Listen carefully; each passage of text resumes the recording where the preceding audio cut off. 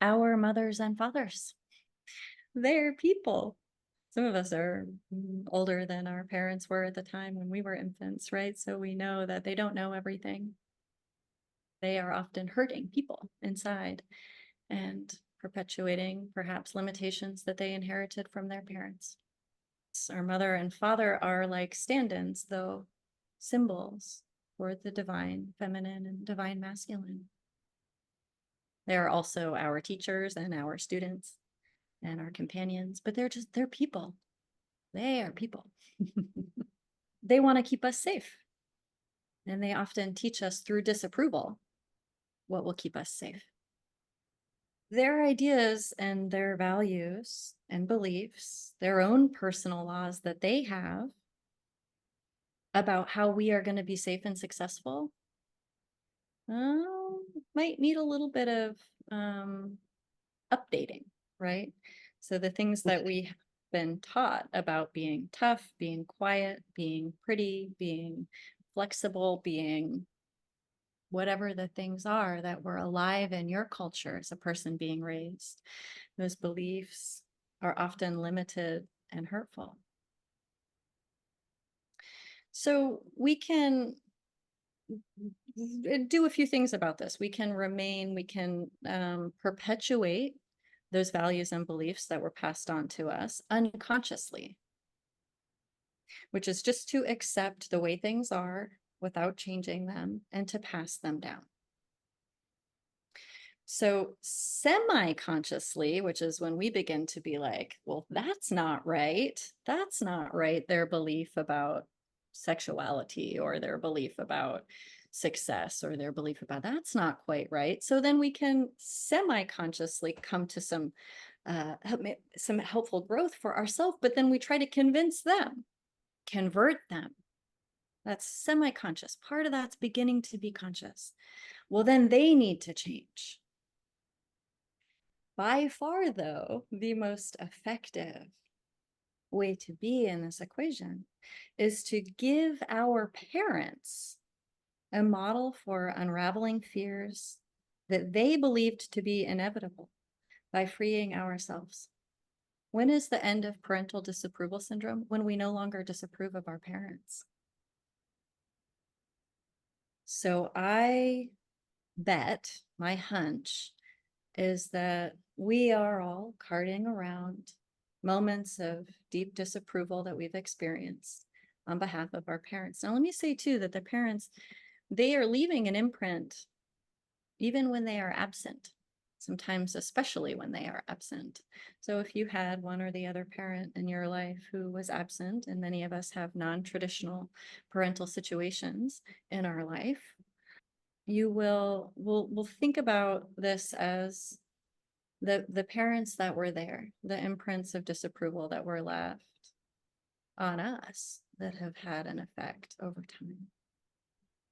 One of the ways that we can identify or uncover our disapproval beliefs, how we've been disapproved of, how the nature of us has been disapproved of in our families, part of how we can begin to unravel that is through group dynamics like this. In groups, we can often identify what our own disapproval judgments are by how we may disapprove of others.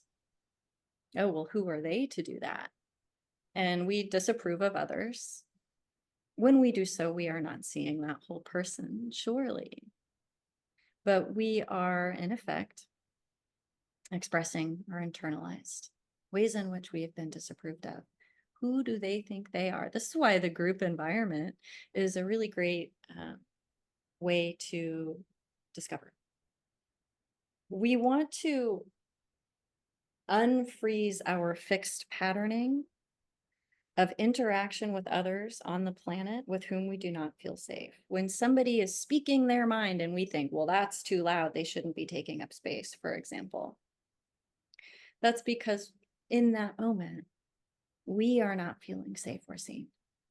Now, do we need to hang on to that judgment, or can we garner our own safety in this moment in a more conscious way? I call this picking up the infant. Can we re-regulate? Can we notice that our judgments of other people are an indication to return home? Are an indication or some fine the fine writing or a little red flag that says, I think you need some care right now, honey. When we have a strong judgment against or about somebody else or other people or groups of other people, that is an indication that we need some love right now, actually.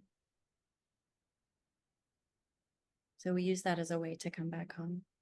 How our parents disapproved of our naturalness, or how our parents disapproved of us when we were growing up, for sure leaves major imprints that we then try and work out over time in our other relationships, often till we die.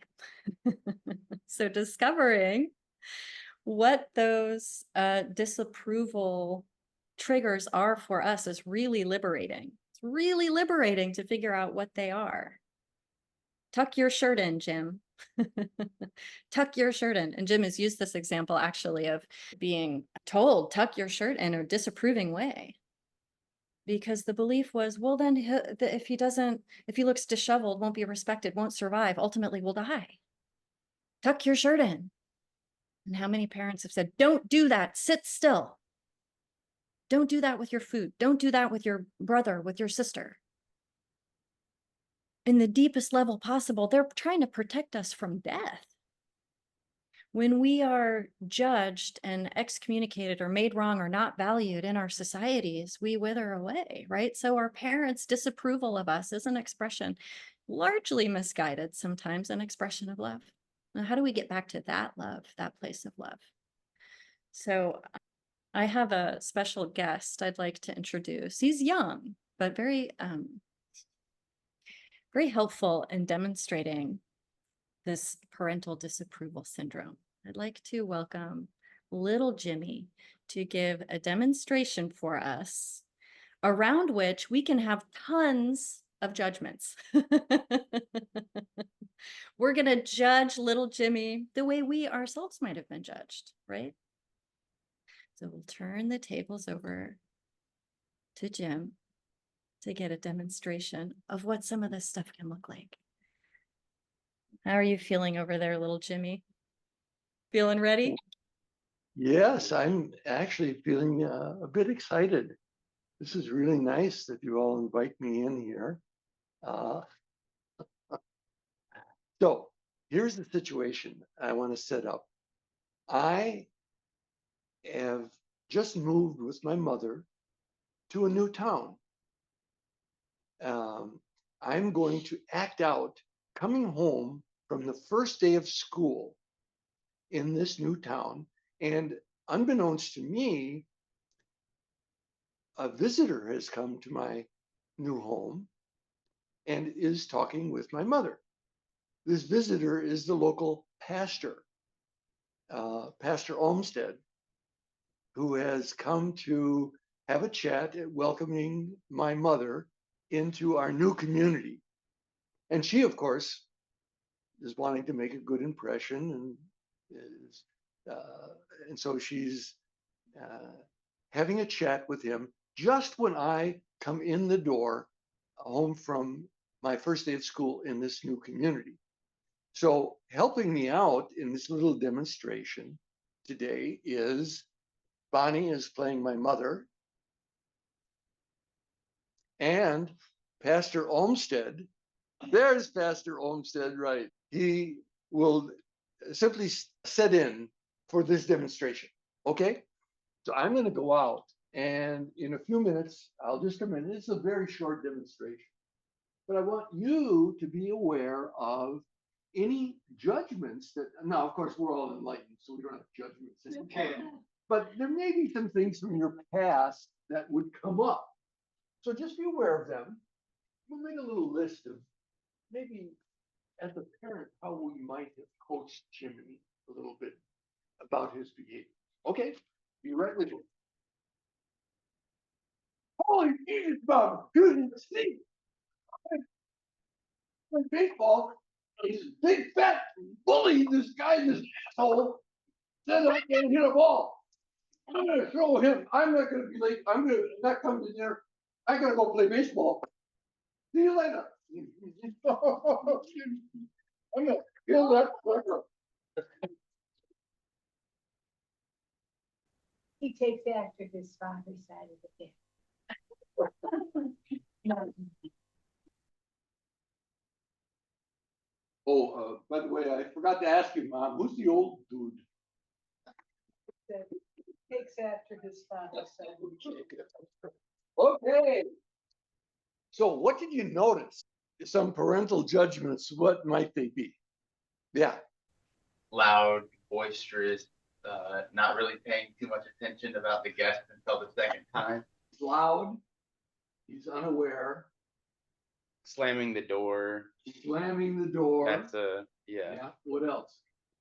Trying to Irish everywhere, your Bob, your Bolton. Yeah, just throwing stuff around. And it's not just a book, it's a sacred text. Yeah. Spiritual psychology. What else? Disrespectful. Disrespectful. Yeah. Language. Not asking permission to leave home. And not only that, but saying he's going to be late for dinner. Telling his mother that. Well, what else? Judgment towards this so-called bully. Oh. Calling him fat. Yeah. Disheveled and talking with his mouth full and There you go. Talking with his mouth full. Right. What else? Shirt was untucked. Shirt was out. Right. Not tucked his shirt in. This kid was a mess. And very excited. Very alive. So even though we're beyond judgment, notice how these things are in there. We still recognize what good behavior is supposed to be. Tell them about it, Kate. What can we do about this kind of unruly behavior? Seeing our own disapproval stuff, seeing our judgments and bringing the light of our awareness to these judgments. Why might I feel that if I'm not perfectly spoken at all times, that I'm not good enough? Quick example from this very day. This morning, I was involved in a minor fender bender where somebody had driven into my friend's car and we were like totally shocked. So some of the things that I could see coming up just perfectly timed for this class were how irresponsible it was to move far away from home and live in a city that has major craters in the streets, a city that's not that dysfunctional, the judgment that when I go out on my own, I'm putting myself at risk, and the voice in my head, right, that says da da da da da types of judgments. So becoming aware of the judgments and in particular the disapproval that we've experienced in our time on earth so far. And the best way to do that in this moment is through one of our exercises with our peers, where we address how we ourselves have been disapproved of. So this AB exercise has to do with what I disapprove of most about others, what I disapprove of most about myself, and then the converse, what I like most about others, what I like most about myself. And the reason that we do these AB exercises where we say what comes to mind for a full minute is because we might discover something that hasn't been totally clear to us before. So again, we're allowing these things to come up and out of our mouth without overthinking them, and just getting into our feeling body as we get prepared to share with our partner. The prompts for our AB exercise, what I disapprove of most about others is, and really, you don't have to be polite here. Really get in there. Say the things that just really anger you, disgust you, the judgment, what you disapprove of most about others, about yourself.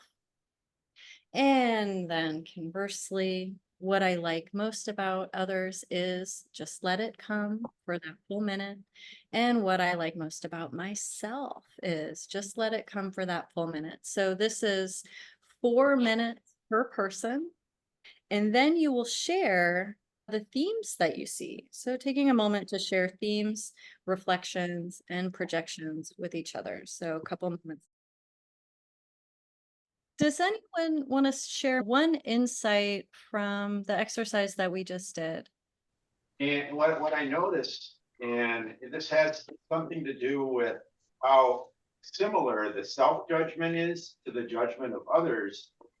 Where the rawness came in is what I'm approving of myself, is that when I step into the experience of doing this community that we're in right now and the interactions that we're having, the discovery and the softness, the openness to I'm with my people and I'm doing what I came here as a spirit in human form to do, and it just broke me down into just such a raw, humble appreciation of being accepted and loved, and inviting that acceptance and love into my own heart for me.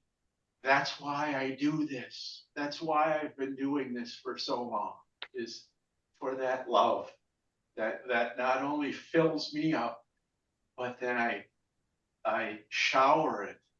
When I'm feeling it, I shower it on the world. Yeah.